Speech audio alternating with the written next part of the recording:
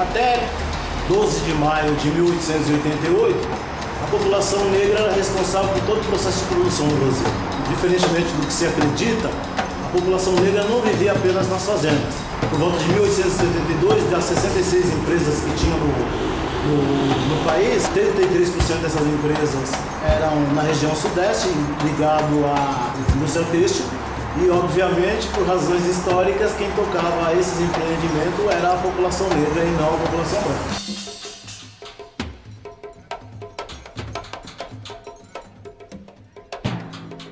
A partir do dia 14 de maio de 1888, o negro passa a não ter qualificação. Ele passa a ser desqualificado pelo trabalho.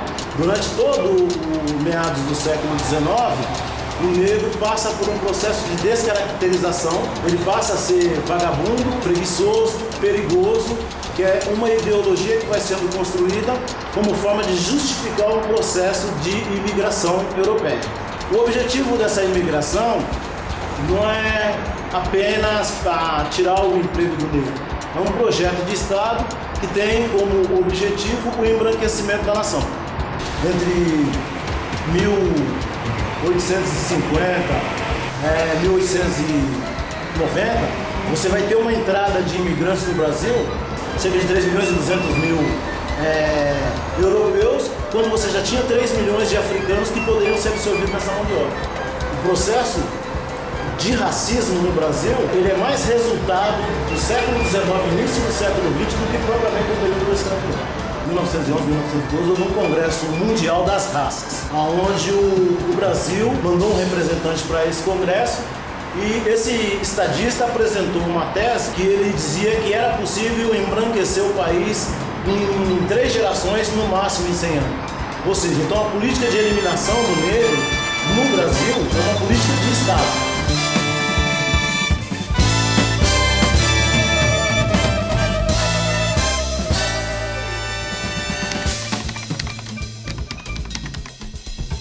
A população negra hoje vive um processo de genocídio, ou seja, de extermínio. Mas isso não é de hoje. É até interessante perguntar, às vezes perguntam como que caracteriza, quantas mortes seriam necessárias para caracterizar um genocídio. Tem um filme chamado Hotel Ruanda, e na guerra de Tutsis e Hutus, pede-se intervenção da ONU, e aí essa pergunta é feita no decorrer do filme. Esse processo também é histórico no Brasil. Na década de 80, por exemplo, foi feito um estudo em que comprovava-se que morria mais jovem negro no Brasil do que na África do Sul com o apartheid.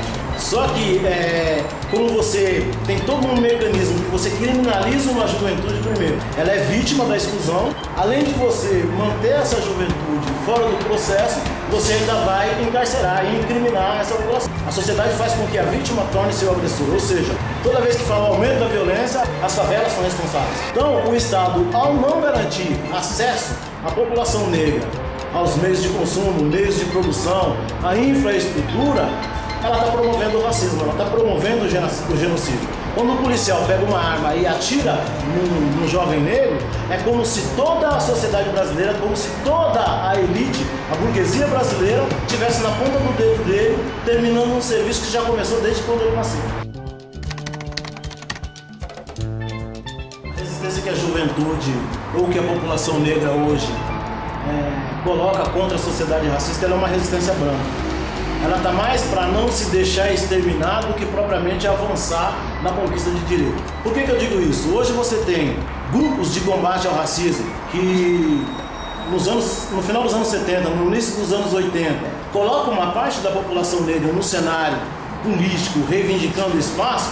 Esses grupos hoje estão ou ligados ao governo ou ligados a estruturas sindicais ou ONGs. As ONGs, que na década de 80 foi considerado por alguns historiadores, inclusive pelo próprio Clóvis Moura, como algo de positivo que talvez servisse para transformar a realidade negra no Brasil, na realidade se transformaram num mecanismo de freio e de manutenção dos negros na miséria.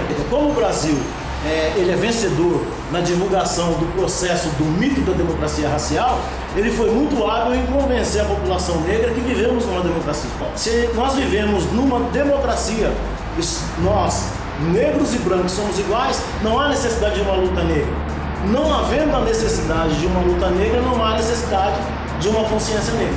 Na minha opinião, a direita, a burguesia, o que ela tinha para oferecer para os negros da classe trabalhadora, ela já ofereceu um longo período de escravidão e mais 126 anos de exclusão. Então o diálogo tem que ser com a esquerda. Se é verdade que o responsável pela escravidão e pela exclusão é o capitalismo, então há um inimigo comum para negros e brancos, que é o capitalismo.